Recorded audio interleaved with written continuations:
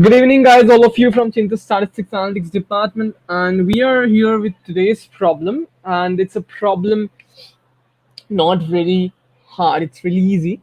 But this revolves around this contains a very simple idea, which is very important actually. It's about how you can transform. So we all know that we all use the ideas of differentiation and f dash x and Jacobian to transform and find the PDF and CDF of a continuous random variable, right? So what is the case when it's a discrete random variable? We cannot apply the tools of calculus, right? Because it's a discrete set.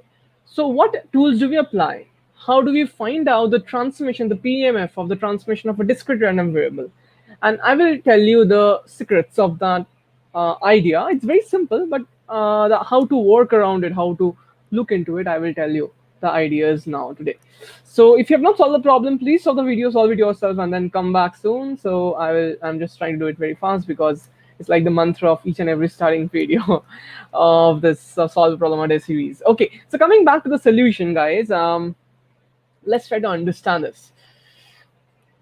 Let's try to understand that.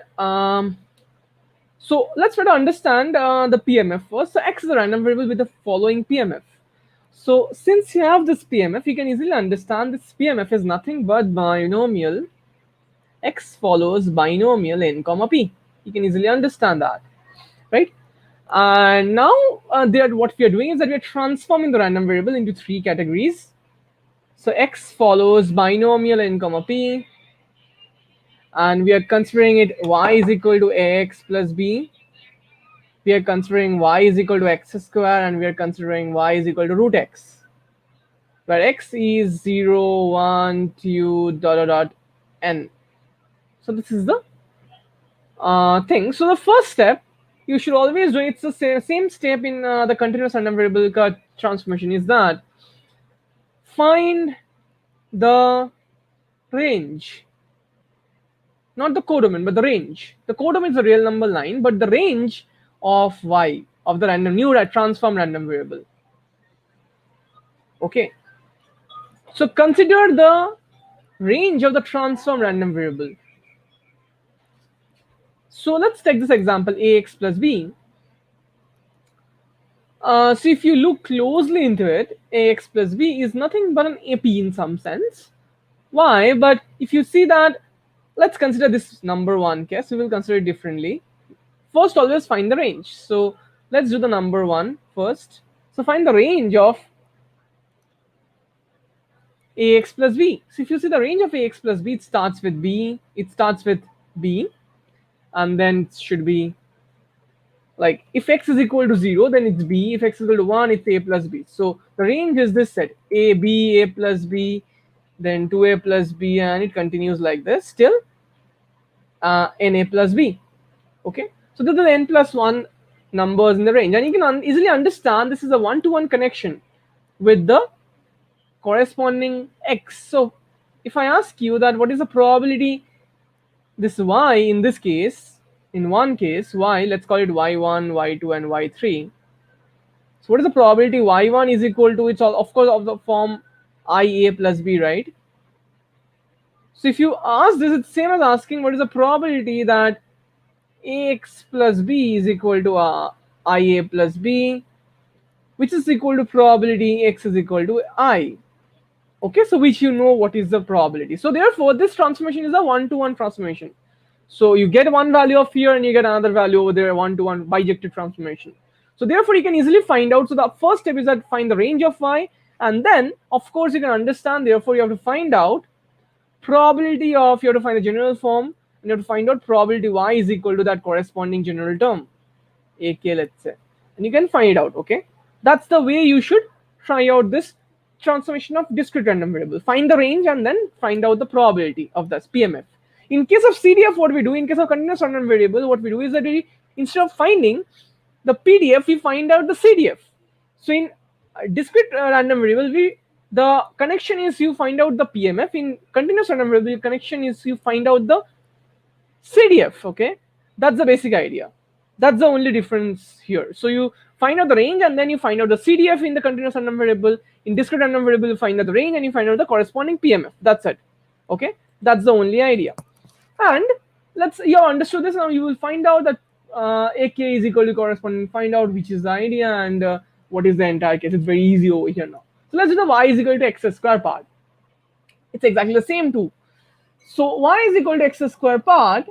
If you observe, the range will now become 0 goes to 0, 1 goes to 1, 2 goes to 4, 3 goes to 9, 4 goes to 16, karte karte it goes to n square, right? So it's a set of all square numbers less than equal to n square. That's the range of y. Now if I ask you probability y is equal to k square, where k is an integer, is same as asking probability x is equal to k, right? X square is equal to k square and x is equal to k, right? Because x is not taking negative values. So therefore, we can find again a one-to-one correspondence between the x values and the y values. Okay. So therefore, you can easily find out therefore the ideas of this like the PMF of y. These are the main steps. Find the range of y is equal to fx. Then the next step is find out the PMF or CDF, any one of them. Okay. And then third, you find out what? Third, you find out the basics of what? Third, you find out the basics of how do you find it this PMF and CDF? You connect this to PMF or CDF of known stuff, that is x, because you know that. So what you're trying to do is that you try to write the expression of PMF and CDF and you connect it to what you know. Okay, what you know about x. So these are the main broad 3 steps how you solve this type of problems.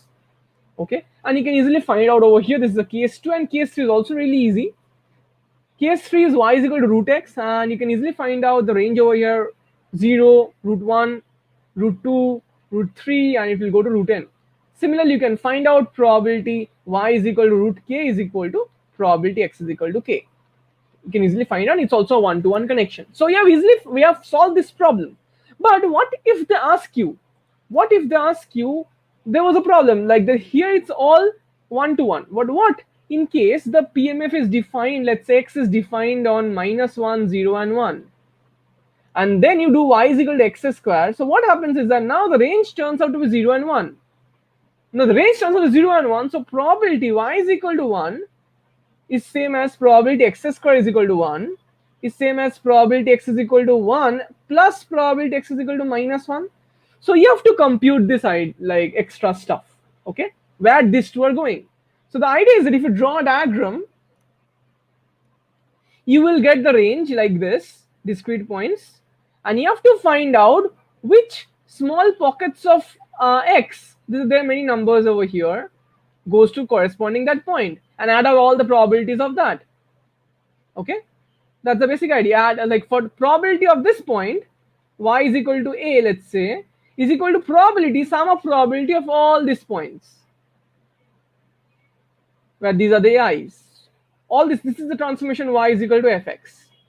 So that is the basic idea, and we do all the summation of like all these pockets. So in continuous random variable, it's really hard to like this is exactly done, but we do it in terms of intervals, and that's why calculus comes in. But here you have to do it in terms of countable stuff, in discrete stuff, so summation will come up, not integration. So this is the basic idea, guys. Okay, we have to sum this pocket up to find this corresponding probability in new space. Okay, that's the basic idea. In this case, it is this -1 and 1 together goes to 1, and 0 together goes to 0. So therefore, probability of 1 is equal to sum of probability of x is equal to 1 and x is equal to -1. This is the y is equal to fx. So this is the basic diagrammatic approach you should take to solve this kind of problem, discrete problem, okay, which is super important in this case. And this is super important, and this is how you should solve in discrete case. In case of continuous case, we will be discussing some problems in the near future where you will see how various other methods are there. Also, it's done on our crash courses, so which is coming up in October. So we will be showing you various methods and algorithms of how to find out. We have one algorithm, one method of doing it via directly CDF, and all others are like tributaries of that idea, okay, CDF. And then there's a bijective case, and there is other case like in case of chi-square, let's say, so x square. So essentially it's this is the main 3 steps, and there are certain subtleties and certain subtle, like very minute delicate steps over here in case of continuous random variable, But in case of discrete random variable, you can just draw this diagram up, this domain range and this change, and it will be really helpful for you to visualize the whole thing and can and like move it into your copy and the answer sheet. So this will build your foundations of how to tackle with the transform random variables and how to find out the new PMF or PDF or CDF, guys. I hope you enjoyed this, guys, and I hope you like this idea. And if you like it, do like, share, subscribe, and whatever. Share with your friends who really need this and who are not being able to like learn maybe due to their earnings. They will this like thing. This free classes will help them out. This free problem solving will help them out in their preparation, guys. So all the best, guys, and yeah. So also, if you're interested in some crash courses to enhance your problem solving abilities with basic theories for IIT Jam MS 2022, do check out the links below, guys. And yep, good night, stay tuned, and stay blessed. Bye bye. Have a good day ahead.